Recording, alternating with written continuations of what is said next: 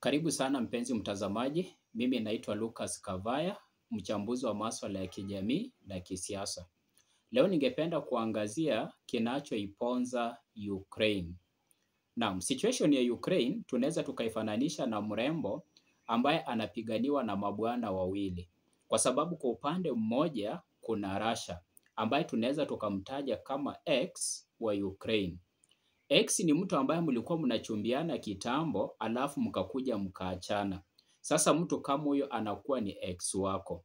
Kwa sababu ukirudi kwenye vitabu vya historia, Ukraine ilikuwa ni sehemu ya Russia. Na sio Ukraine peke yake. Baada ya vita vya pili vya dunia kutamatika, mwaka wa 1945, kuna vinchi ambavyo vilikuja vikaondoka katika umoja wa Kisoviet. Naam, baada ya vita vya pili vya dunia kutamatika, Mrusi alimshinda Mjerumani ndio, lakini alirudi nyumbani akiwa amechakazwa vibaya. Kwa sababu ukumbuke kwamba wakati ule Ujerumani ndio ilikuwa super power. Walikuwa na jeshi bora zaidi, walikuwa na vifaa zana za kivita ambazo zilikuwa bora zaidi, lakini pia kiuchumi walikuwa na uchumi ambao ulikuwa ni dhabiti zaidi. Chini ya rais wao ambaye alikuwa akifahamika kama Paul von Hindenburg. Now, Rais Paul von Hindenburg kuna wakati alikuja akagonjeka. Na kwa bahati mbaya akafariki akiwa bado mamlakani. Jambo ambalo lilifungua mwanya kwa aliyekuwa chancellor wa Ujerumani enzi zile ambaye alikuwa anafahamika kama Adolf Hitler kujitwalia mamlaka na kuiendesha nchi ya Ujerumani kidikteta, yani kwa mtutu wa bunduki. Sasa Hitler akawa anavamia maeneo na nchi mbalimbali akizitoa kwa lengo la kupanua himaya ya Ujerumani. Akawa anavamia akielekea mashariki, lakini pia akiwa anaelekea kusini mwa mashariki. Sasa hizi zinajumuisha nchi kama Spain, nchi kama Ufaransa, nchi kama the Britain kuelekea upande wa USA. Lakini pia akawa anavamia akielekea upande wa mashariki. Sasa mahali ambapo Hitler alikuja akajichanganya ni wakati ambapo alienda kuivamia Poland. Poland ilikuwa ni sehemu ya Urusi enzi zile. Na wakati alipofanya hivyo, rais wa Russia ambaye alikuwa anafahamika kama bwana Joseph Stalin akatangaza vita na akatuma jeshi la nchi ya Urusi kwenda pale Poland ili kukabiliana na Mjerumani. Na kulikuwa na vita vikali zaidi pale Ujerumani, pale Poland. Na mwisho wa siku Russia ikamzidi Mjerumani kwa nguvu. Kwa hivyo jeshi la Ujerumani likaondoka pale Poland, likaelekea maeneo ya Kursk Oblast ambayo yanapatikana pale mashariki mwa Ukraine. Jeshi la Urusi liliwafuata mpaka pale Kursk Oblast na kuwafurusha hadi Ujerumani. Naam, ule upande wa magharibi nao the Great Britain wakawa pia wameungana na USA kupambana na jeshi la Mjerumani. Na kwa mahesabu ya Marekani akaona jeshi la Mjerumani limewazidi nguvu. Naam, kuna ile idea ambayo Marekani alikama up with. Ile inajulikana kama military tactic. Marekani alichukua ndege yake ya kivita akaipaka rangi ya Ujerumani. Kisha akachora bendera ya Ujerumani kwenye ile ndege. Na wakatumia ndege ile ile kwenda kurusha bomu la atomic pale Japan katika mpaka wa Hiroshima na Nagasaki. Jambo ambalo liliprovoke Japan wakadhani na kuamini katika saikolojia yao kwamba Mjerumani amekuja hapa kwetu nyumbani kutushambulia na amesababisha maafa makubwa. Kwa hivyo aliyekuwa prime minister wa Japan enzi zile akatangaza vita na akatuma jeshi la Japan kwenda pale Ujerumani kukabiliana na utawala wa Adolf Hitler. Sasa hizi forces zote, kwa sababu sasa kulikuwa na Mjapani pale, kukawa na Marekani pale, kukawa na the Great Britain pale, hizi combined forces zote zilikuja zika neutralize ile magnitude ya Mjerumani, na utawala wa Adolf Hitler ukafanya namna gani? Ukacollapse. Jambo ambalo mwisho wa siku lilimpelekea Hitler kujitia kitanzi kwa kujipiga risasi wapi? Kichwani. Sasa hiyo ilikuwa ni historia. Wacha turudi upande wa Russia. Russia ilipomshinda Mjerumani pale Poland na pale Kursk Oblast, maeneo ya Ukraine, ilirudi nyumbani ikiwa imedhoofika, sio tu kijeshi bali pia kiuchumi na kisiasa. Sasa kuna zile nchi ambazo ni nchi kama Latvia, nchi kama Lithuania, alafu kuna Estonia, kuna Belarus, kuna Chechnya. Hizi nchi zikatake ile advantage na zikajitangazia uhuru wao kutoka kwenye Umoja wa Kisoviet. Unaona? Na maajabu ni kwamba mpaka Poland ambayo Russia imepigana hiyo miaka yote, wanajeshi wake wamekufa, raia wamekufa, kwa sababu inakadiriwa Urusi ilipoteza watu zaidi ya milioni 27.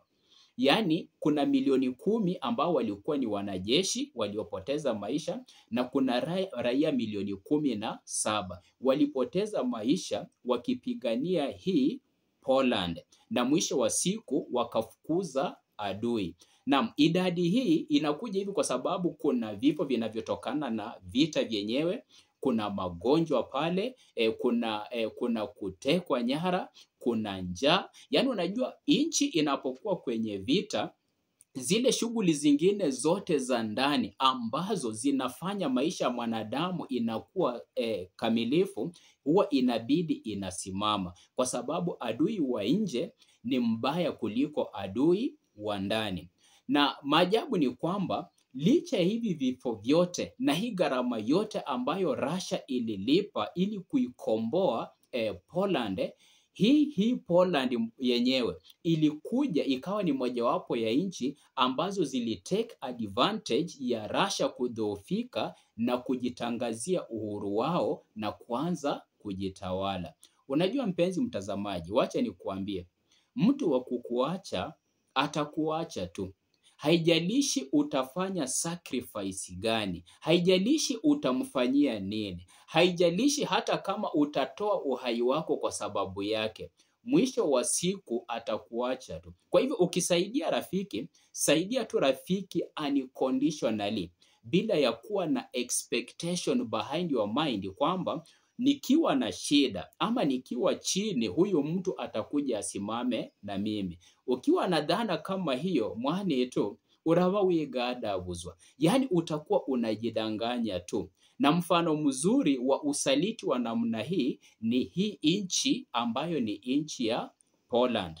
Naam, kwa mahesabu ya haraka haraka, Rais Joseph Stalin akaona aruhusu hizi nchi zijitawale, kwa sababu hali ya kiuchumi na kisiasa na kijeshi ya Urusi wakati ule haingeweza kutawala eneo kubwa la kijiografia, lakini akawaruhusu kwa mkataba usio rasmi kwamba wajitawale, ndio wafanye mambo yao, ndio, lakini wakuwe na ushirikiano mwema kati yao na baba yao ambao ni Russia, na wasije wakaungana ama wakashirikiana na maadui wa Urusi ambao ni hizi nchi za NATO, wakishirikiana na wakiongozwa na Marekani.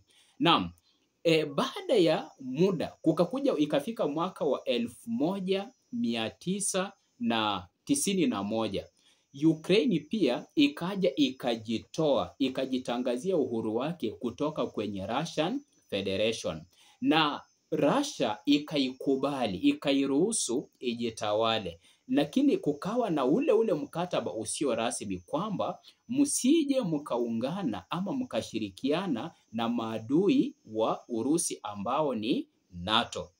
Sasa mahali Ukraine ilikuja ikajichanganya ni wakati ambapo Ukraine chini ya huyu rais wao ambaye ni Zelensky, huyu alikuja akaanza mchakato wa kuingiza Ukraine ndani ya NATO. Hapo sasa ndio Russia iliona haiwezi ikavumilia jambo kama hilo kufanyika, kwa sababu kama Russia ingekaa chini iruhusu Ukraine ijiunge na NATO, hiyo ndio ingekuwa ni mwanzo wa mwisho wa Urusi. Naam, mbona nasema hivyo? Kwa sababu NATO kama ingekuja, unajua kijiografia, ukiangalia kwenye map, Ukraine ndio nchi ambayo ina mpaka mrefu zaidi na nchi ya Urusi. Inakadiriwa ukichukua mpaka wa ardhini pamoja na mpaka wa baharini kule the Black Sea, inafika urefu wa kilomita 2300. Nafikiri huo ndio mpaka mrefu zaidi baina ya nchi mbili kote duniani. Naam, sasa unaweza imagine NATO ikikuja itake control ya mpaka wa Ukraine, nini ambacho kitafuatia? Jambo ambalo litafuatia, hizi nchi za magharibi zitaiwekea Urusi vikwazo vya kibiashara. Unajua hizi nchi ni nchi ambazo zinapenda sana kunyanyasa nchi zingine, zinapenda kukalia na kuoppress nchi zingine. Yaani wana ile kitu ambayo inajulikana kama Western imperialism.